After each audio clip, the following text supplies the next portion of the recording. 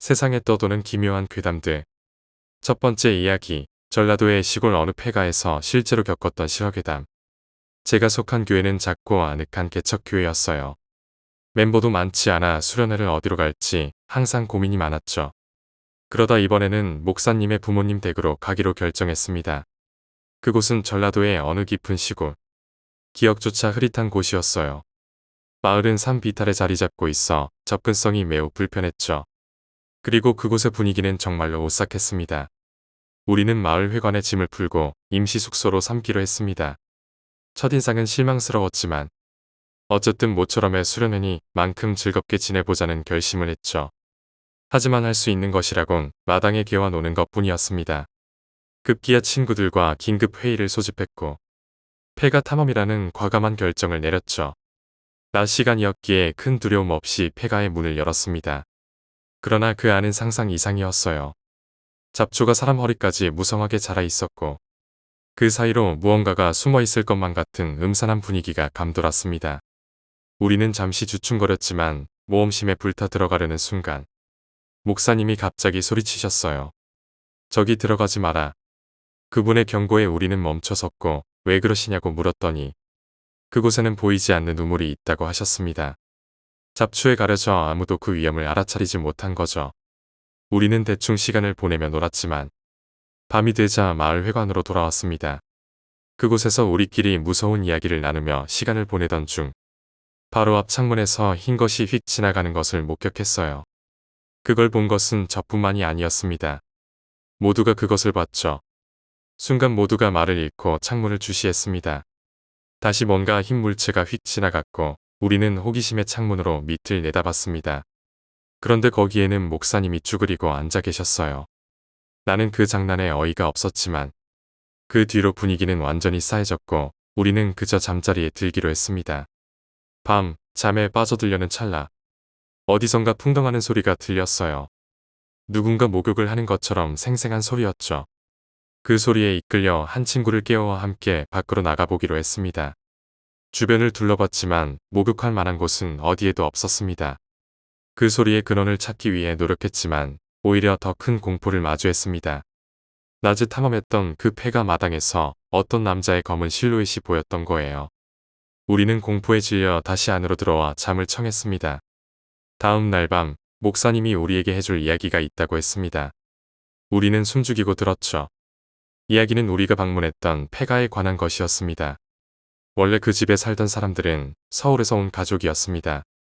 사업 실패 후 그곳으로 내려와 살기 시작했는데 남자가 술에 빠져 살다가 어느 날 가족과 싸우고 아내를 살해한 뒤 자신도 자살했다고 합니다.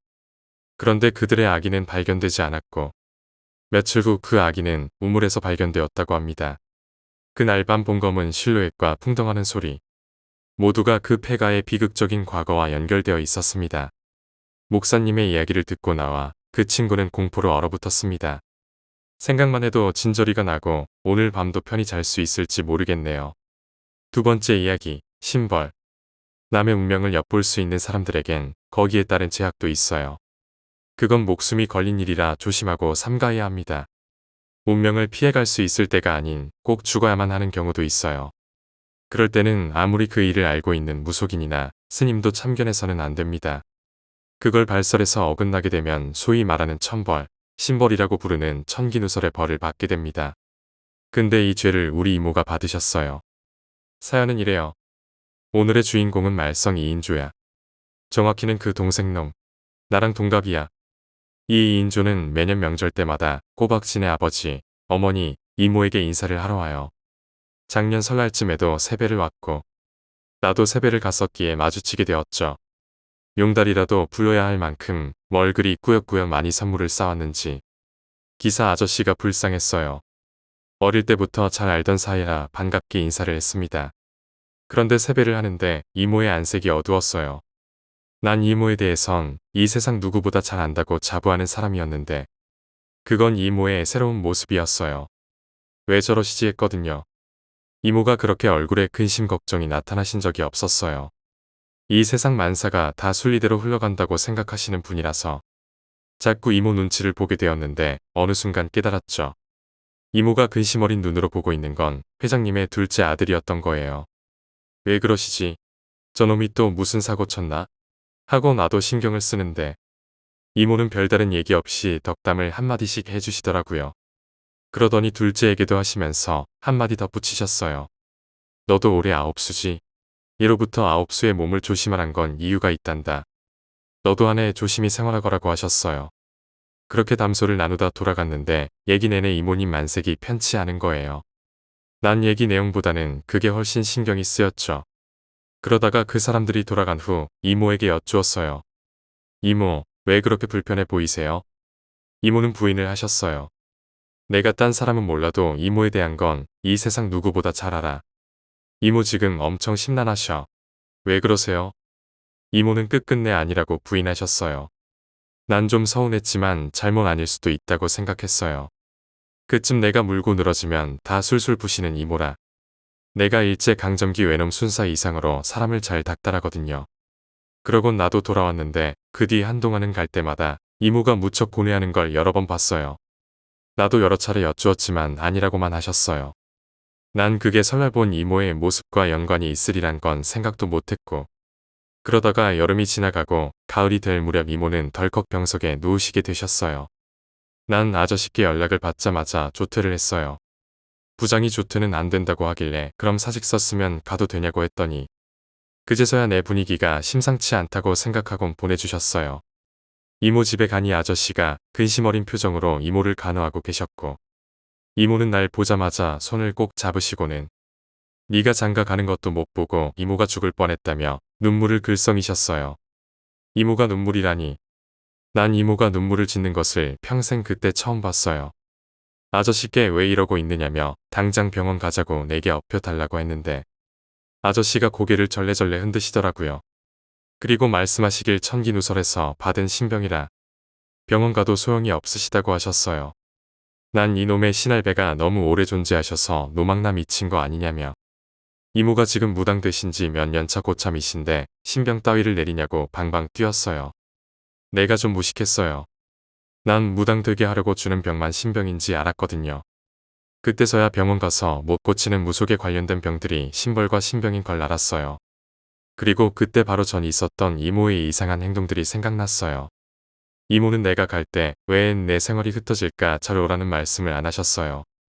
근데 한날은 휴일에 전화를 하셔서 안 바쁘면 좀 오라고 하셨어요. 내가 가니 이모는 오랜만에 이모랑 맛있는 거도 사 먹고 드라이브나 할까 하시더라고요. 차 타는 걸 그리 싫어하시는 분이 말이에요. 그렇게 이모를 모시고 나와선 이모가 가자는 곳으로 갔어요. 차 안에서 이모는 기분이 좋은 척 하셨지만 자주 뭔가를 골똘히 생각하시는 모습을 자주 보이셨어요. 이모가 가자고 한 곳은 경기도의 어느 곳이었어요. 웬 꽤 넓은 부지에 차를 세우게 하시고는 땅을 보시면서 어디부터 어디까지가 이모가 나중에 더 늙으면 와서 살려고 사둔 땅이라며 지적도와 등기까지 보여주시며 설명을 하셨어요. 난 그냥 그래요. 하고는 있었는데 이모가 웃으시며 그러시더라고요. 혹시 이모가 죽으면 너에게 물려줄 땅이니깐 잘 알고 있으라고 하셨어요. 난 웃으며 100년 후에 물려받겠다며 그때까진 이모가 잘 보관하시라 했어요.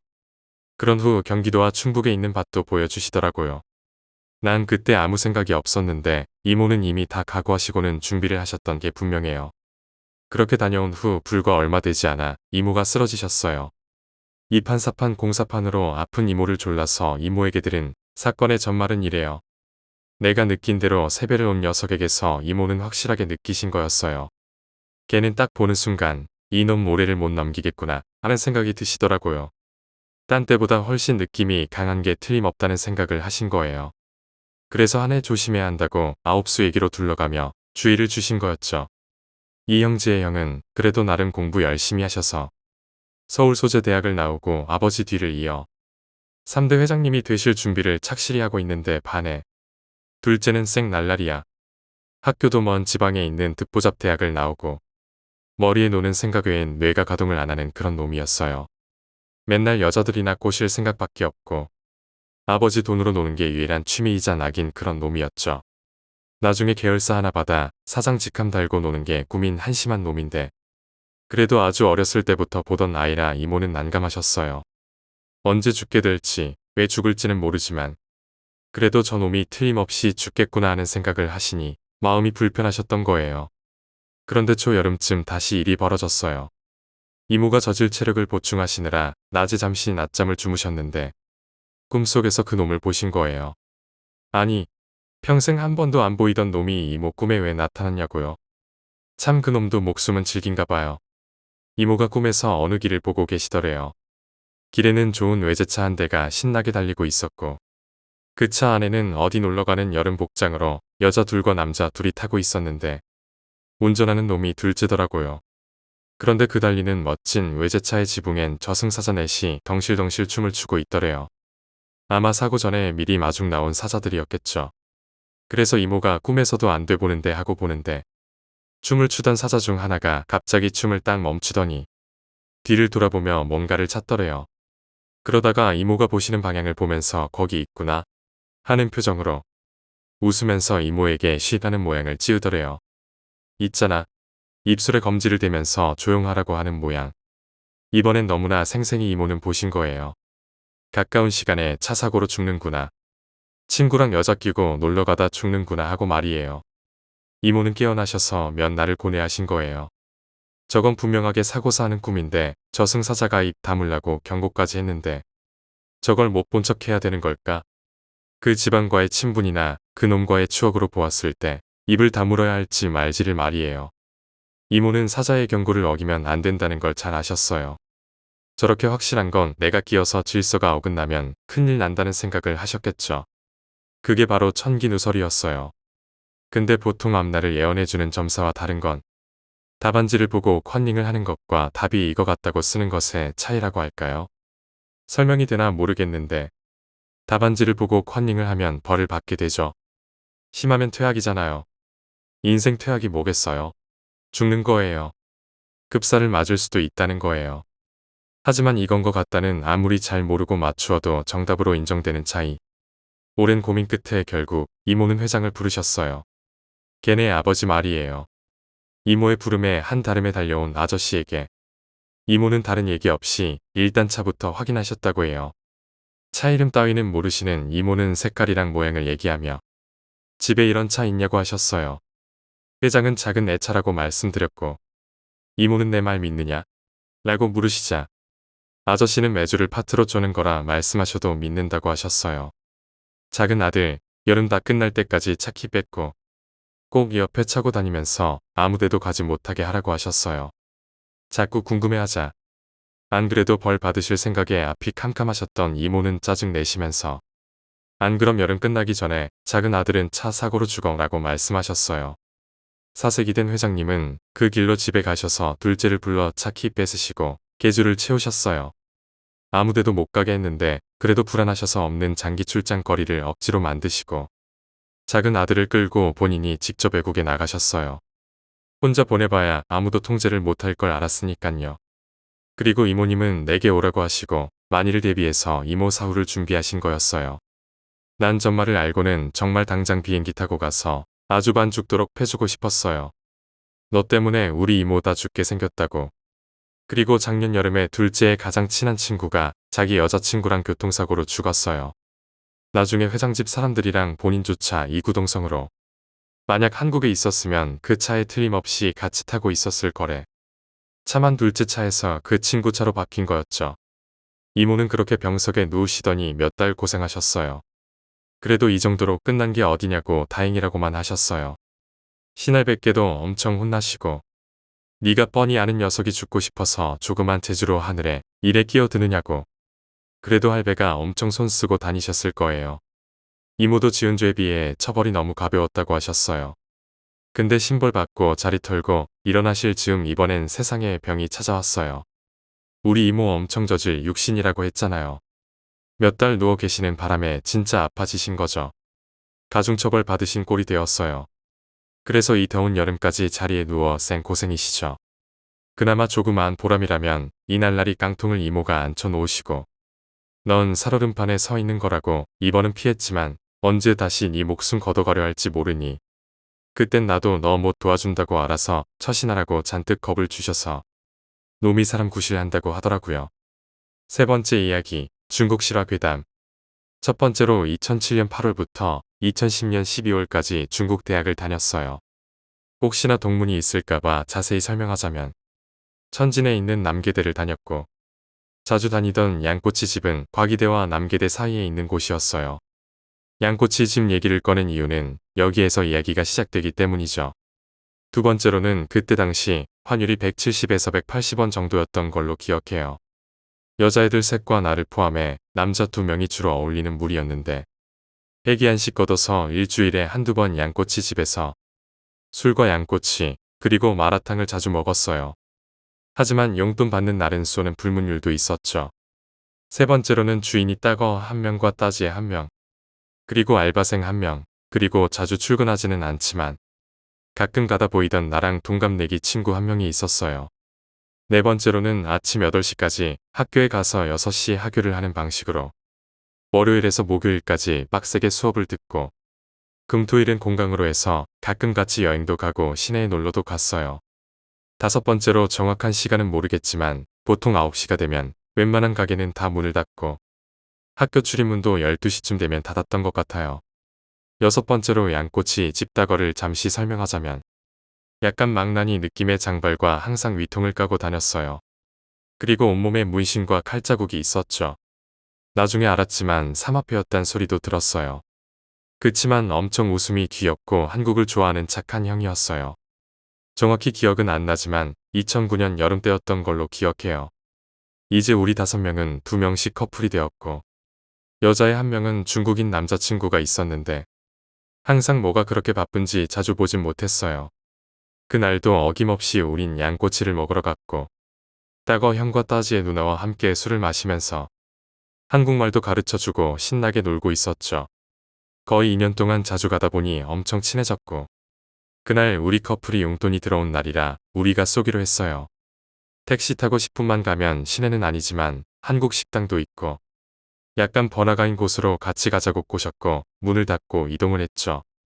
형과 누나는 생각보다 한국 음식을 맛있어 하는 듯 했고 김치찌개를 먹을 때는 맵고 뜨거워서 어쩔 줄 몰라 하며 먹는 모습이 귀엽기까지 했어요. 이제 다 먹고 가라오케를 같이 가기로 했고 이때 사건이 발생했어요. 사실 그쪽 지리는 식당 외에는 잘 모르기 때문에 그냥 무작정 걸으면서 찾기로 했어요. 마냥 웃고 떠들며 걷다 보니 네온사인이 안 보이는 아파트 단지 쪽으로 오게 되었죠. 그래서 우린 여기가 아닌 것 같다고 돌아가자고 했어요. 다시 뒤로 돌아가려는데 여자아이가 안 보였어요. 뭔 일인가 싶어서 근처를 돌아봤는데 안 보여서 전화를 했어요. 전화도 안 받았어요. 사실 우리보다 중국어를 잘하는 친구라 크게 걱정할 법도 한데 너무 늦은 시간이었고 그날따라 느낌이 안 좋았어요. 큰일 났다 싶어서 우린 지인들한테 전화를 돌려서 도움을 청했지만 늦은 시간이라 그런지 몇 명 나오지 않았어요. 일단 흩어져서 찾자 하고 거의 1시간가량을 돌아다녔지만 못 찾았어요. 여자애들은 울고불고 난리 났어요. 그때 따거 형이 부른 똘마니 같은 사람들 30명 정도가 오토바이와 차를 타고 나타났어요. 남자애 1명한테 부탁해서 여자애들은 전부 숙소로 돌려보냈고 우린 다시 찾기 시작했어요. 그렇게 또 한참을 찾다가 다시 아파트 단지 쪽으로 가게 되었는데 딱 한 집이 불이 켜져 있었어요. 말이 아파트 단지일 뿐이고 5층짜리 아파트가 10동 정도 있어 보이는 작은 동네 정도예요. 물론 늦게 자나 보다 할 수 있겠지만 내가 아는 보통의 중국 사람이라면 새벽까지 안 자고 있을 리가 없다는 생각이 들었어요. 바로 따거 형에게 전화를 해서 뭔가 느낌이 이상한데 좀 도와달라고 했어요. 그 따거 형 친구들 10여 명 정도와 함께 그 집으로 가서 문을 두드렸어요. 만약 아니면 내가 할 수 있는 모든 배상을 하겠다고 약속했어요. 분명 사람이 있는 게 분명한데 문을 계속 안 열어주자.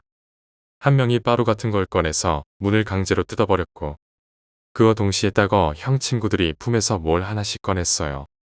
문이 뜯기자마자 우르르 들어갔고 방 바닥엔 혈흔이 안방까지 이어져 있었어요. 안방 문을 열자마자 보이는 건 양아치 같은 새끼들 3명과 여자애이였어요. 여자애를 보자마자 난 눈이 뒤집혔고 그냥 뛰어들어서 다 잡아패기 시작했어요. 나도 나름 6년간 운동을 했고 키도 183에 몸무게가 85kg 정도 나가서 웬만한 애들은 제압할 수 있어요. 물론 나 혼자 한 게 아니라 뒤따라섰다가 형 친구들이 함께 와서 다행이었죠. 다 제압한 뒤 보니 여자아이는 정신이 반쯤 나가 있었고 이 양아치 새끼들이 도망 못 가게 하려고 발목 부분을 칼로 찔렀어요. 그래서 옷을 벗어서 덮어준 뒤에 양아치들을 보니까 한 명이 여자아이의 남자친구라는 중국인 새끼였어요. 여기서 한 번 더 빡쳐서 이 새끼는 죽여야겠다는 생각이 들어서 발로 패다가 따거 형 친구 중 한 명의 칼을 뺏었어요. 근데 따거 형이 딱 말리더니 네가 이 새끼 죽이면 상황이 많이 어려워지니까 뒤는 우리한테 맡기고 가라고 했어요. 웬만하면 좀 더 설쳐볼 뻔했는데 따거 형 빡친 얼굴이 너무 무서워서 쫄아서 알았다 하고 그 따거 형 친구 한 명 차에 타서 여자애들한테 전화해서 옷을 가져오라고 했어요. 이때 남자애 한 명도 걱정돼서 같이 있어줬다고 하더라고요. 바로 병원으로 가서 발목 다친 거 봉합수술 받고 여자애들 3명 침대에서 같이 자라 하고 나랑 친구도 걱정돼서 바닥에서 밤새 술을 마셨어요. 다음날 정신 차린 여자애에게 그 일 생각 안 나게 하려고 일부러 밥도 사서 갖다 주고 일부러 옆에서 즐겁게 하려고 노력했어요. 저녁 때가 되어서 여자애는 맥주 한 잔 마시자 했고 우리는 수술 때문에 술 먹으면 안 된다는 건 알았지만 차마 말릴 수가 없다는 생각이 들어서 군말 없이 양꼬치와 맥주 몇 병을 사들고 다시 돌아왔어요. 혼자서 맥주 몇 컵을 벌컥벌컥 마시더니 하는 말이 왜 어제 일을 안 물어보냐고 하는 거예요. 우린 당연히 꿀먹은 벙어리였고 여자애들은 울기만 했어요. 우리도 당연히 우리 탓이라는 생각에 미안하다고 신경 더 썼어야 했는데 미안하다고 얘기했더니 여자애가 우리 탓이 아니라며 얘기해줬어요. 어제 사실 술 마시고 다 커플인데 나만 혼자라 외로운 것도 있었는데 그 새끼한테 문자가 왔어. 그래서 그냥 빠진다고 해도 너네들이 싫어할 것 같고 늦은 시간에 남자 그것도 중국인 남자 만나러 가면 걱정할까봐 너네 아파트 단지 코너 돌자마자 난 뒤로 숨어 있었어. 사실 너네들이 나 없어진 거 알고 찾으려고 한 거 보고 나가려고도 해봤지만 걱정할 거라는 생각은 못하고 그냥 재밌어서 숨어서 지켜보고 있었어. 그때 그 새끼 연락이 왔고 근처에 도착했다길래 그 새끼 차를 탔어. 타자마자 뒤에 남자 2명이 더 있는 걸 확인했어. 누구냐고 물어봤는데 그냥 친한 친구들이라 소개시켜주고 싶어서 데려왔다 했어. 워낙 나한테 잘해줬던 새끼라 아무 의심 없이 알았다고 했어. 근데 참 이게 우연인지 역같은 상황인지 친구 집이라고 간 곳이 아까 숨어있던 단지에 있던 아파트였고 거기에 들어가서 맥주 한잔 하려고 했는데 고량주를 꺼내더라고요. 나 고량주 먹으면 마탱이 가는 거 알지 않느냐고 안 먹는다고 하니까 갑자기 욕을 하면서 패더라고요. 그래서 일어나서 가려고 하는데 갑자기 발목이 따끔하고 시원하더니 갑자기 따뜻해지더라고요. 그대로 쓰러지곤 그 새끼가 머리채를 쥐어잡고 안방으로 데려갔어요. 그래도 다행이라고 해야 되나? 그 새끼한테 당할 때는 사실 그 새끼랑 처음도 아니었고 그냥 그 상황이 엄청 슬프고 말았는데 다음 새끼가 덤비는데 엄청 무섭더라고요. 근데 그때 때마침 네가 와준 거고 그 뒤로 한참 동안 울었어요. 발목이 거의 다 낫고 나서 한국으로 돌아가 버렸지만 아직도 종종 연락은 해요. 아직도 발목 상처도 남아있고 마음의 상처도 남아있겠지만 치료도 잘 받고 행복하고 밝게 살아서 그나마 다행이네요. 4번째 이야기, 마네킹 괴담. 우리 동네는 시골이라 철이 되면 뒷산에 버섯을 따러 갑니다. 초등학생 무렵에 할아버지에게 버섯이 많이 나는 곳을 배우며 함께 다녔어요. 하지만 중학생이 되고서는 혼자 다니거나 친구랑 다니거나 했어요. 그날은 일요일이라 친구랑 둘이서 같이 뒷산을 찾았어요. 순조롭게 이것저것을 딴 뒤에 슬슬 돌아갈까 싶던 때였어요. 친구가 갑자기 소리를 지르더니 그 자리에 주저앉았어요. 나뭇가지에 다리가 걸려서 넘어지는 일이 종종 있다 보니 그때도 그런 줄 알았어요. 하지만 친구는 위를 바라보고 있었어요. 나도 따라서 위를 봤어요. 목을 맨 사람이 있었다. 그것도 둘이나. 너무 놀라면 소리조차 지를 수 없다는 걸. 그때 느꼈어요. 나는 뒷걸음질 치며 아무것도 하지 못한 채 패닉에 빠져 있었어요. 하지만 한동안 보고 있자니 진짜 사람이 아니라 마네킹이라는 걸 깨달았어요. 산에다 이딴 걸 달아놓냐며 화가 나며 친구와 산을 내려왔어요. 나와 친구는 우리 집에 가서 아버지에게 우리가 본 것을 전했어요. 곧 접사다리와 손도끼, 전지가위를 가지고 셋이서 다시 마네킹을 치우러 갔어요. 아버지가 사다리에 올라가고 나와 친구는 사다리를 붙잡고 지탱했어요. 아버지는 솜씨 좋게 마네킹의 목에 감긴 로프를 잘라서 아래로 떨어뜨렸어요. 이런 것은 어서 버려버리자고 셋이서 우리 집에 헛간으로 옮겨왔어요. 그대로 버렸다가는 누가 오해할지도 모르니까 가능한 사람 같아 보이지 않도록 산산조각으로 부숴버릴 생각이었어요. 마네킹이 입은 허름한 옷을 벗겼어요. 마네킹의 배에는 빨간 페인트로 글씨가 쓰여 있었어요. 이 마네킹을 내린 사람은 죽는다. 그걸 보고 그 자리에 있던 모두가 얼어붙었어요. 하지만 아버지가 또 하나 여자 원피스를 입혀놓은 마네킹의 옷을 벗겼어요. 역시나 그 마네킹의 배에도 글씨가 쓰여 있었어요. 이 마네킹을 내린 사람이 가장 사랑하는 이가 죽는다. 아버지는 굳어버린 나와 친구를 달래며 가서 주스라도 좀 사와라 하며 우리를 헛간에서 내보내셨어요. 그 사이에 아버지는 혼자 마네킹 둘을 산산조각 낸 뒤에 버리셨어요. 그 이후 나와 아버지, 친구에게 그 사건은 입에 올리면 안 되는 것이 되었어요. 말을 꺼내기조차 꺼림칙해서 글로 남기는 것이지만 가장 사랑하는 이가 죽는다 라고 쓰여 있는 걸 보자 너무나도 괴로웠어요. 5번째 이야기, 군에 복무할 때 보았던 귀신. 2014년 군 복무할 무렵의 이야기입니다. 저는 전방에 있는 부대에서 복무했습니다. 이 사건은 제가 일병이던 시절에 탄약고 경계초소 근무를 서던 후임 김일병에게 일어난 사건입니다. 김일병은 불침번 근무자가 깨어 잠에서 일어났답니다.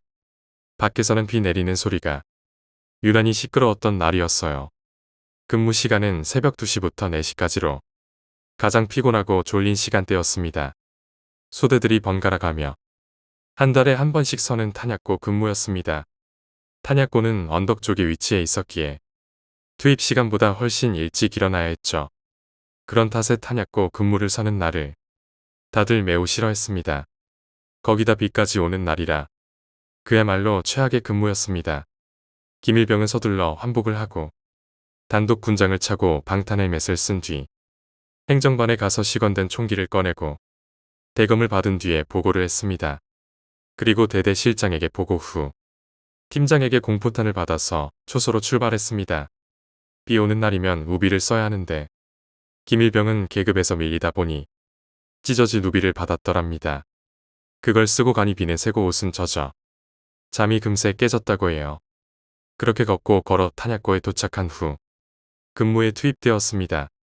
고참은 초소 안에 들어가 쉬고 짬이 안 되는 후임은 밖에 서서 감시하는 당연스러운 전개로 흘러갔습니다. 시간은 흘러가고 김일병은 그저 멍하니 비가 내리는 탄약고 언덕길을 보고 있었답니다. 그렇게 2시간 근무 중 1시간 20분가량이 흘렀을 때 김일병은 그 언덕길에서 보면 안 될 것을 보고 말았어요. 비가 흘러내리는 언덕을 무언가가 꾸물꾸물거리며 올라오고 있었어요. 찰박거리면서 웅덩이를 짚는 짙은 소리와 슥슥하는 무엇인가 끌고 오는 소리. 그것은 기어오고 있던 게 분명했습니다. 김일병은 이때부터 온몸에 소름이 돋고 등골이 오싹해짐과 동시에 사고가 마비됐다고 해요. 극도의 공포와 마주치면 비명조차 지를 수 없다고들 하죠. 입도 마비되어 같이 근무 들어온 염상병을 부를 수도 없었다고 합니다. 초소 안기둥에 기대어 있을 염상병을 숨 넘어갈 것 같은 목소리로 불렀지만 들리지 않는지 상황은 그대로였습니다. 그러는 사이 그것이 내는 소리는 더욱 크게 들려오고 그것은 이제 언덕길 중간에 파놓은 해수로를 지나오고 있었어요. 짙게 들리는 물을 짚는 소리와 더불어 그것의 형체가 서서히 보이기 시작했습니다. 낡은 군복을 입고 있는 군인이었습니다. 하반신은 날아간 것인지 절단된 것인지 보이지 않았고 찢어진 상의 옷까지만 끌려오고 있었어요. 비 오는 날 검은 형체가 기이한 소리를 내며 기어오는 모습만으로도 졸도할 지경이었는데 김일병을 더 미치게 만든 건 그것의 얼굴이었어요. 두 눈구멍은 뻥 뚫려 눈알은 보이지 않고 턱은 찢어져 간신히 붙어있는 채로 덜렁거리고 있었어요. 그런 존재가 말라 비틀어진 팔로 기어오는 모습을 보니 완전히 정신이 나갈 만도했죠. 김일병은 자기도 모르게 장전을 하고 비명을 지르며 공포탄 한 발을 쏜 뒤에 기절했다고 해요. 이후 총소리를 듣고서야 잠에서 깬 염상병의 긴급 보고로 거품을 물고 실신한 김일병이 대대팀장 및 5분 대기조에게 실려 내려왔어요. 김일병은 쓰러진 이유를 대대실장 및 대대장, 중대장, 주임 원사, 탄약관에게 죄다 보고했지만 군대라는 곳이 귀신봤다고 넘어가주는 동네겠습니까? 결국 군의관에게 정신착란으로 인한 극도의 공포에 의한 발포하는 길고 얼토당토하는 판정을 받고 나서 휴가도 잘리고 진급도 누락당했어요. 하지만 제가 이 이야기에 진상을 알게 된 것은 한참 뒤의 일이었어요. 염상병이 전역을 하고 저와 김일병 모두 상병 계급장을 달고 나서야 이야기해주더군요. 아무에게도 말하지 않은 것이 있다고 해요. 김일병이 공포탄을 쏜 이유가 따로 있었던 거예요. 기어오는 질척한 소리가 가까워 올수록 목소리가 들리더라고요. 처음엔 놔줘하는 듯 들렸는데 얼굴이 보일 정도로 가까이 오니 겨우 무슨 말인지 알아들을 수 있었다고 해요. 제발 자기한테 총을 쏴달라고 말했다고 해요. 전쟁 당시 폭격으로 하반신을 잃고 숨을 거둔 군인의 혼령이었을까요? 이유를 알고 나니 마음이 착잡해지더군요. 수십 년이 훌쩍 넘은 지금까지 아픈 몸을 이끌고 기어다니며 자신을 고통에서 해방시켜줄 누군가를 찾아다니는 군인의 혼령이라니. 군 복무하는 도중 전쟁의 참혹함을 다시금 뼈에 새긴 순간이었어요. 6번째 이야기, 일본 괴담. 첫 번째 괴담, 택시 승객. 한 택시기사가 어느 음산한 날 도쿄 시내를 돌고 있었어요. 그날따라 손님이 없었는데 머리를 길게 길러 얼굴이 잘 보이지 않는 검은 옷을 입은 여자가 택시를 세웠어요. 여자 손님은 의외로 갑자기 먼 거리를 운전해 달라고 했는데 택시기사는 돈이 되겠다 싶었고 손님이 말하는 대로 길을 따라갔어요. 불길한 손님을 태운 택시기사는 어느새 외딴 숲길을 통과하게 되었어요. 오랜 운전 때문에 택시기사는 졸음에 시달리고 있었어요. 그래서 낯선 숲길을 겨우겨우 제대로 보지도 못하고 지나가고 있었어요. 택시기사는 그러다가 문득 백미러로 손님을 보니 손님이 보이지 않아서 흠칫 놀랐어요. 그 때문에 놀라서 택시를 세우고 보니 택시는 운전 실수로 낭떠러지에 떨어지기 직전이었어요. 택시기사는 낭떠러지를 바라보며 안도의 한숨을 내쉬는데 그때 손님이 문득 얼굴을 귓가에 들이밀고 속삭였어요. 죽었으면 좋았을 텐데. 두 번째 괴담, 주유소 주인의 목적. 한 여자가 어느 폭풍우 몰아치는 밤에 혼자 자동차를 운전하여 외딴 도로를 달리고 있었어요. 여자는 그날따라 왠지 무서운 느낌이 들었어요. 최근에 여자 운전자를 습격하는 연쇄 살인마가 있다는 뉴스가 들려오기도 해서 더욱 찝찝했어요. 여자는 혼자서 노래를 흥얼거리기도 하고 애써 다른 생각을 해보려고 했지만 불길한 느낌을 떨쳐버리기는 어려웠어요. 그렇게 길을 가다가 어느 인적 없는 길가에서 여자는 외딴 주유소를 발견했어요. 마침 자동차는 연료가 다 해가고 있어서 여자는 주유소에 차를 세웠어요. 여자는 차에 기름을 가득 채워달라고 했어요. 주유소 주인은 말없이 차에 기름을 채워주었는데 표정과 눈빛이 좀 이상했어요. 주유소 주인은 여자를 보면서 주유소 건물 안으로 들어오라고 손짓을 하는 듯 했어요. 그 표정이 너무 어두워서 여자는 더 으스스한 느낌을 받았어요. 마침내 주유소 주인은 여자의 팔목을 덥석 잡더니 강제로 주유소 건물 안으로 끌고 들어가려고 했어요.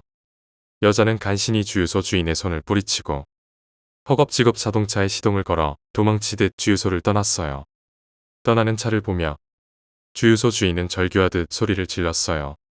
차 뒷자리에 누군가 숨어 있단 말이야. 7번째 이야기, 시골 숲속의 이상한 우물. 제가 초등학교 3학년 시절에 경험한 이야기니까 거의 10년 이상 된 이야기입니다. 지금은 도심에서 살지만 그때는 시골에서 살았기 때문에 컴퓨터 게임을 하기보다는 친구들과 밖에서 노는 경우가 더 많았습니다. 특히 초등학교 1학년 때부터 사이가 좋았던 친구들은 나를 포함해서 총 4명. 이렇게 우리 4사람은 리더격이었던 시의 집 근처에 있는 깊은 숲에서 거의 매일을 해가 질 때까지 놀았습니다. 몇 년을 그곳에서 놀았기 때문에 숲의 구조는 거의 숙지한 상태였습니다. 그러던 어느 날 평소와 같이 숲에 들어가서 노는데 갑자기 A군이 사라졌습니다. 혹시 길이라도 잃었나 하는 생각이 들었지만 그렇게 걱정은 하지 않았습니다. 왜냐하면 자주 있던 일이었기 때문이었고 이 숲은 그렇게까지 길이 복잡하지 않았습니다. 결국 우리는 왔던 길을 되짚어가며 A군을 찾아다녔는데 5분도 지나지 않아 시의 집에서 50m 정도 떨어진 곳에서 A군을 찾을 수 있었습니다. 저는 A군을 보채며 빨리 돌아가자고 얘기했고 A군은 저를 보면서 있잖아. 이런데 우물이 있었던가? 라고 반문을 했습니다. 그 말에 A군이 손으로 가리킨 곳을 보니 확실히 지금까지 본 적 없는 우물 하나가 있었습니다. 그 우물은 뚜껑이 닫혀 있었고 우물의 지붕 같은 데 걸린 물동이가 뚜껑 위에 놓여 있었습니다. A군이 저에게 다시 물었는데 그렇지? 전에는 분명 없었지? 라고 뒤에서 말을 걸어왔습니다. A군의 말에서 조금 공포를 느꼈지만 모두 어린아이라 그런지 공포는 금방 흥미로 바뀌었습니다. 그래서 우리는 그 뚜껑을 열어보기로 했습니다. 우물은 약 직경 1m 정도로 보였고 바닥이 간신히 보이는 것을 보아 그렇게 깊어 보이지는 않았습니다. 시군이 다가오면서 손전등도 들고 왔는데 한번 내려가 볼래? 라고 제의해왔는데 그 말에 우리는 시군의 제안에 찬성했고 그 중에서도 가장 덩치가 작았던 제가 내려가게 되었습니다. 물동이 줄에 매달려 내려가 보니 우물이 의외로 깊다는 것을 알게 되었습니다. 위에서 세 사람이 들여다보는 것이 보였지만 아주 작게 느껴졌습니다. 우물 바닥에는 낙엽이 잔뜩 쌓여 있었는데 어째서인지 전부 마른 게 아니라 막 떨어진 나뭇잎처럼 보였습니다. 비군이 저에게 안에 뭐 별다른 거 있어? 라고 물어왔는데 저는 넘겨받은 손전등 불빛으로 주변을 비춰보았지만 특별히 눈에 띄는 것은 보이지 않았습니다. 아니, 아무것도 없어. 라고 대답하려고 위를 올려다본 순간 어둑했던 우물 안이 갑자기 새까맣게 어두워졌습니다. 잠시 무슨 일이 벌어진 것인지 이해할 수 없었지만 뚜껑이 닫혔다는 것을 금방 눈치챘습니다. 순간 겁에 질린 저는 장난치지 마. 빨리 열어. 아래서 죽어라 소리쳐도 들리는 것 같지 않았는데 불운하게도 유일한 불빛이었던 손전등이 깜빡거리기 시작했습니다. 울 것 같은 기분이 되어 아무리 소리쳐봐도 뚜껑은 열리지 않았습니다. 그리고 곧 손전등 불빛도 꺼지게 되었고 완전한 어둠이 찾아왔습니다. 아무것도 할 수 없는 상황에 어둡고 좁은 공간에 갇혔을 때의 공포는 말로 설명하기 어렵습니다. 머릿속이 이상해질 것 같은 와중에도 계속 열심히 소리를 질렀는데 그러자 지금까지 꺼져 있던 손전등이 다시 켜졌습니다. 어두웠던 공간에 빛이 생긴 것만으로도 안심한 저는 세 사람이 뚜껑을 열어줄 때까지 기다리기로 했습니다. 조용히 있으면 분명 뚜껑을 열어줄 것이라 믿었습니다. 벽에 등을 기대고 앉으니 눈앞에 벽이 눈에 띄었습니다. 아까는 몰랐지만 조금 윗부분에 손잡이 같은 것이 있는 것이 보였습니다. 줄을 타고 올라가 그 손잡이를 당겨보니 숨겨진 문처럼 우물벽이 열렸는데 공포보다도 흥분되기 시작했습니다. 줄에서 내려와 구멍을 들여다보았는데 안을 보자마자 섬뜩한 기분이 들었습니다. 2평 정도 되는 크기의 공간이었는데 벽 한쪽이 전부 인형들로 가득했습니다. 종류와 크기는 모두 각자 달랐고 그 인형들 모두가 내 쪽을 향하고 있었습니다. 공포에 휩싸여 움직이지도 못하고 가만히 서 있으니 가장 안쪽에 뭔가 큰 것이 보였습니다. 천천히 빛을 비추어 보니 그것이 점점 모습을 드러내기 시작했습니다. 너덜너덜해진 바지를 입은 발, 새까만 손과 셔츠, 가슴까지 자란 머리카락, 그리고 얼굴을 비추려 하던 순간 갑자기 뭔가가 내 머리카락을 잡아 당기면서 안으로 끌려 들어갔습니다. 심장이 튀어나올 것처럼 뛰기 시작한 나는 큰 소리로 울기 시작했는데 닥치는 대로 주변을 더듬거리니 뭔가에 눌린 것처럼 몸이 꽉 짓눌리기 시작했습니다. 놓쳐버린 손전등이 내 가슴에 올라탄 인형을 비춘 그 순간 바로 제 기억은 끊겼습니다. 눈을 떠보니 저는 시의 집에 있었습니다. 저는 눈을 뜨자마자 시를 때리기 시작했습니다. 욕을 해대며 시를 때리던 것을 시군의 아버지께서 오셔서 말리셨습니다. 그리고 친구들이 모두 울면서 저에게 사과하기 시작했습니다. 사건의 전말은 이랬습니다. 제가 내려간 뒤 예상대로 시군의 제안에 따라 장난으로 뚜껑을 잠시 닫아보기로 했다고 합니다. 그리고 바로 열 생각이었는데 다시 뚜껑을 열려고 하니 아까까지는 둘이서도 가볍게 열 수 있었던 뚜껑이 갑자기 들리지 않았고 세 사람이 들어보아도 꿈쩍도 하지 않았습니다. 무슨 일이 벌어졌다고 생각한 시구는 바로 아버지를 부르러 달려갔고 그런 와중에도 A와 B는 내 비명을 들으면서 필사적으로 뚜껑을 열어보았지만 열리지 않았다고 합니다. 시군이 아버지와 다른 어른들을 데리고 왔을 때 내 목소리도 들리지 않았고 A군과 B군도 지쳐 있었다고 합니다. 결국 시군의 아버지가 커다란 망치를 들고 와서 뚜껑을 때려 부수었습니다. 그리고 이내 안을 들여다보았는데 제 모습이 보이지 않았다고 합니다. 시군의 아버지가 서둘러 내려가 보니 벽구멍 속에서 인형에 둘러싸인 채 가슴에 인형을 꼭 안은 제가 잠들어 있었다고 합니다. 이때 저를 끌어올리는데 B군의 아버지도 도와주러 오셨다고 합니다. 그리고 지금 제가 깨어날 때까지 친구들이 모두 제 곁에서 하루 종일 붙어 있었다고 합니다. 저는 하루 종일 자고 있었다는 겁니다. 시군의 아버지가 말씀하셨습니다. 여기서 내가 평생을 살았지만 그런 곳에 우물이 있는 건 처음 봤고 한 번도 들어본 적도 없어. 너희들은 저 우물을 어떻게 찾은 거니? 라고 저희 4명에게 물어왔지만 아무런 대답도 할 수가 없었습니다. 옆에 있던 B군의 아버지는 마을에 오래 사셨던 어르신들에게 모두 물어봤지만 우물에 대해 아는 분이나 들어봤다는 분도 아무도 계시지가 않는다. 그래서 처음에 갈 때도 선뜻 믿기 어려웠다. 라는 말도 해주셨습니다. 지금 저 말들을 생각해도 다시금 그때의 공포가 되살아납니다. 그 뒤에 우물은 마을 차원에서 묻어버렸다고 합니다. 옆 마을의 유명한 절에서 스님까지 모셔온 것을 보니 분명 뭔가가 있었다고 생각합니다. 어쩌면 가장 안쪽에 있던 것은 누군가의 시체였을지도 모른다는 생각도 들지만 이제는 더 이상 알 수가 없습니다. 지금에 이르러서는 우물과 인형에는 절대 가까이 가지 않고 엘리베이터도 탈 수가 없습니다. 어딘가 밀폐되는 기분이 드는 공간에 가면 스스로를 제어할 수가 없기 때문입니다. 8번째 이야기, 기묘한 생명체. 바닷가 리조트에서 1년간 아르바이트를 했던 무렵의 이야기다. 부지 안에는 넓은 산책로가 있고 수영장이나 체육관도 있었습니다. 밤중에는 술에 취해 돌아다니는 투숙객이나 불법 침입자가 끊이지 않는 곳이기도 했습니다. 실제로 크고 작은 사건들이 있긴 했지만 사장이 함구를 잘했던 덕에 공공연하게 드러나지는 않았습니다. 빠짐없이 돌아보면 2시간은 걸리는 부지를 사원이나 아르바이트생과 야간 담당 경비원이 2인 1조가 되어 교대로 돌아보는 게 일이었습니다. 일을 시작하기 전에 부지 안에 나타나는 고기라고 불리는 괴물에 대한 설명을 들었습니다.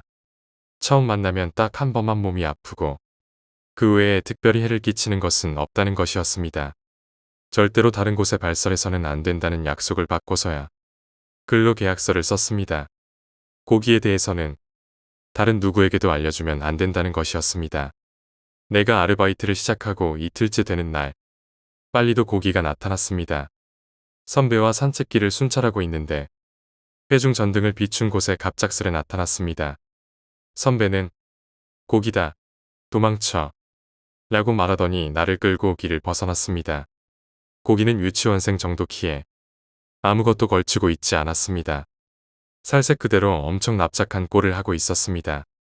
머리와 목, 몸통의 경계가 애매한 데다 피부가 덜렁덜렁하게 늘어나 있어서 눈도 코도 어딘지 알 수가 없었습니다. 겨우 입 같은 것은 보였지만 사람으로 치면 배가 있을 곳쯤에 있어서 보기만 해도 이상했습니다. 손발은 확실히 달려 있었지만 너무 짧아서 팔꿈치와 무릎에 구별이 가지 않았습니다. 그런 모습으로 아장아장 천천히 걷고 있었습니다. 우리의 존재를 알아차린 듯 스쳐 지나가면 언뜻 쳐다본 것도 같았습니다. 하지만 그대로 지나갔습니다. 이상하리만치 달콤한 냄새가 났습니다. 선배는 저게 고기야. 너는 내일부터 들어눕겠구나. 라고 웃으면서 말했습니다. 날이 밝자 선배는 곧바로 주임에게 연락을 넣었습니다. 나는 사흘간 일을 빼고 휴가를 얻었습니다. 아침에 집에 돌아오자 낮부터 심한 발열과 설사가 일어나 이틀 동안 아무것도 먹지 못하고 드러누웠습니다. 소문은 사실이었습니다. 냉정해진 뒤에 내가 제일 두려웠던 것은 미확인 바이러스라도 감염된 것은 아닌가 하는 생각이었습니다. 나중에 병원에서 검사를 받았지만 아무 문제도 없었습니다. 아르바이트는 예정대로 1년간 계속했지만 고기를 본 것은 그때 한 번뿐이었습니다. 그 리조트에서 일하는 사람들 사이에서는 다들 당연한 듯한 분위기였지만 내게는 무척 소름 끼치는 일이었습니다. 9번째 이야기, 꿈과 현실. 2012년 12월 26일. 꿈을 꿨다. 상당히 강렬해서 일어난 후에도 오랫동안 기억에 남습니다. 내가 나인데 또 다른 내가 뒤에서 지켜보고 있는 1인칭과 3인칭이 섞여 있는 듯한 희한한 시점이었습니다. 나는 죽어서 저승에서 심판을 기다리고 있었습니다. 배경은 어둡고 검붉은 색감이었고 내가 앉아있는 바닥도 검은색으로 온통 어두운 색이지만 어디선가 조명이 있어서 사람들이나 사물은 충분히 분간할 수 있을 정도로 밝은 곳이었습니다. 나와 비슷한 시기에 죽은 다른 사람들도 심판을 기다리고 있었습니다.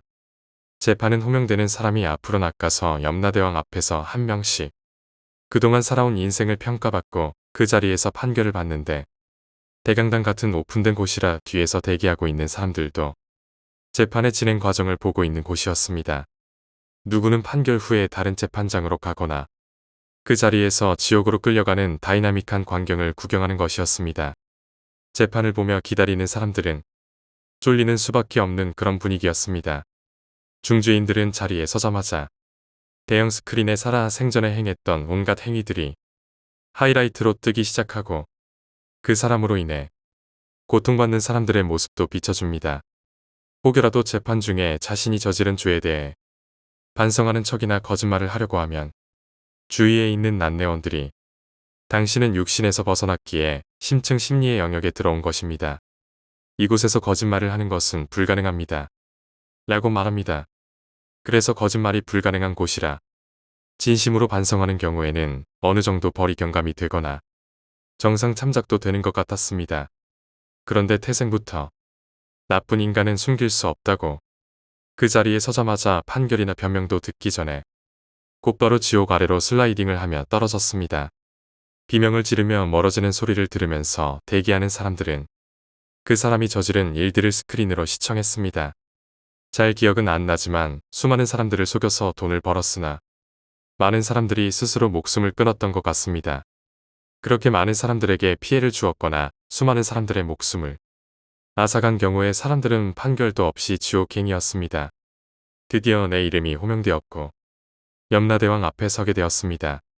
내가 앞에 서자 염라대왕 앞에 이름이 붙어있는 서류철이 나타나고 스크린에 영상들이 뜨기 시작했습니다. 어린 시절부터 죽기 전까지 하이라이트만 편집되어 빠르게 보여졌습니다. 영상으로 보니 상당히 나쁘지 않은 인생이었습니다. 순간순간 오래되어 기억에서 사라진 반가운 친구들도 다시 봤고 추억이 서린 영상이었습니다. 남한테 피해를 주는 경우는 거의 없었고 다른 사람들의 목숨을 구해주거나 도와주는 경우가 많았습니다. 불가항력적인 피해는 제외되는 것 같았습니다. 염라대왕이 말씀하시기를 너는 가지고 태어난 외모와 달리 무력이 없어서 선행을 많이 했구나. 너로 인해 목숨을 건진 사람들도 있으니 더 좋을 수는 없다. 의외로다. 라고 하셨습니다. 나름 괜찮은 칭찬을 들어서 극락행을 확신하며 미소를 짓고 있었는데 뒤에서 누군가가 갑자기 벌떡 일어나 아니에요. 쟤 진짜 나쁜 놈이에요. 여자들을 얼마나 많이 후리고 다녔는지 그것 좀 봐주세요. 너 때문에 얼마나 힘들었는 줄 아냐. 라고 말했습니다. 쟤는 뭐야 하면서 뒤돌아보니 오래전 여친이었습니다. 아니 그냥 평범하게 깨진 거였잖아. 왜 이제 와서 그래. 치정사건은 두 사람의 문제이기 때문에 사후 재판에서는 다루지 않지만 이런 상황에 이 일을 걸 정도라면 너도 어느 정도 죄의 무게가 있다고 본다. 그리고 지금 이 일을 제시한 당신도 버리지 못한 사심으로 의견을 제시했기에 너희 둘 다 벌을 내리겠다. 라고 말했습니다. 예전 여친은 판결이 떨어지자마자 끌려갔고 코앞에서 극락행을 놓친 나는 너무 억울해서 말도 못하고 끌려가면서 염라대왕이 그녀는 내가 사바세계에 남긴 업이다. 너는 그 업을 마무리 짓고 다음 재판 때 다시 보자. 라고 말씀하셨습니다. 저승사자들에게 두 팔을 붙들려 끌려가던 나는 어두운 곳으로 던져져서 하염없이 지나가다 아주 밝은 빛이 비춰지기 시작했습니다. 그곳을 지나자 어느 순간 거인이 내 발을 잡아 거꾸로 들고 등짝을 때리고 있었습니다. 내가 깜짝 놀라서 숨을 쉬자 건강한 왕자님이 태어났네요. 라며 포대기에 씌어져서 탈진에 지쳐 누워있는 어떤 여자에게 안겨졌는데 아까 먼저 끌려갔던 예전 여친이었습니다. 왠지 모를 씁쓸한 미소를 짓고 있는 전 여친이라고 해야 할지 엄마라고 해야 할지 모르겠는 묵은 인연의 표정을 보니 어쩐지 이해가 됐습니다. 넌 내가 싫었던 게 아니라 떨어지기 싫었던 거였구나. 여기까지가 내 꿈의 기억이었습니다. 그리고 여기서부터는 현실의 이야기입니다. 2014년 4월 18일. 상당히 힘든 시기를 보내는 중입니다. 룸메이트와 불화로 새 방을 알아보는 와중에 영주권 문제와 동생 결혼식 등이 겹쳐 급하게 한국을 가야 했습니다. 방도 못 구한 상태로 한국에 다녀오면 지낼 곳도 없는데 키우던 고양이를 맡길 데가 없었습니다. 절대로 버릴 수도 없고 한국에 같이 데려갈 수도 없는 상황이라 고양이만이라도 맡아줄 사람을 구하기 위해 급하게 광고를 올렸습니다. 3시간 만에 연락이 왔고 아무 조건 없이 맡아준다는 그 여성분이 너무 고마웠습니다. 겨우겨우 큰일은 맞고 조금은 가벼운 기분으로 한국에 다녀올 수 있게 됐습니다. 2014년 5월 25일 고양이를 맡아준 그 여성분과 인연이 되어 사귀게 되었습니다. 2017년 4월 12일 드디어 양가 부모님들과 함께 상견례를 했습니다. 우리가 외국에 나와 사는 사람들이라 1년에 한 번 한국에 가기 때문에 이번이 아니면 결혼식 얘기는 내년에 또 만나서 해야 하게 되니 그 자리에서 바로 결혼식 이야기까지 꺼냈습니다. 바빠졌습니다. 다행히 결혼식은 1년 후에 하기 때문에 준비할 시간이 넉넉했습니다. 2018년 2월 7일 양가 부모님들이 서로 우리들의 궁합을 보셨다고 합니다. 그런데 내용이 비슷하게 나왔다고 합니다. 아주 긴 인연을 가진 천생연분으로 나왔단다. 궁합을 봐준 보살님들이 공통으로 한 말은 얘네들은 전생의 모자지간이었네 였습니다. 친구들에게 이 이야기를 한 적이 있었는데 영화 너무 많이 봐서 그렇다고 합니다. 근데 그 친구들이 이야기하는 영화는 2017년에 나왔습니다. 궁합을 봐준 보살님에게 꿈 이야기를 했더니 그거 뒤에 더 있을 텐데 내 기억이 거기까지인가 보네 라며 덧붙이며 말하기를 너희가 모자지간이었던 전생에서는 내가 엄마보다 일찍 갔어. 그래서 엄마는 그게 한이 돼서 동시대에 태어나서 너랑 만난 거야. 아내 될 사람이 너한테 엄마처럼 잘해주지. 전생에 엄마 노릇을 다 못해서 그런 거야. 너도 잘해줘. 만약 내가 한국에 있었어도 다른 나라에 있었어도 너랑 만났을 인연이야. 라고 하셨습니다. 2018년 11월 10일 결혼식 당일까지 맡겨두었던 신랑 예복이 도착하지 않거나 지하 주차장에 차량 엘리베이터가 고장나는 등 마지막 순간까지 우여곡절을 겪었지만 우리는 무사히 결혼했습니다. 그렇게 나는 6년 만에 그 꿈의 뜻을 알 수 있게 됐습니다.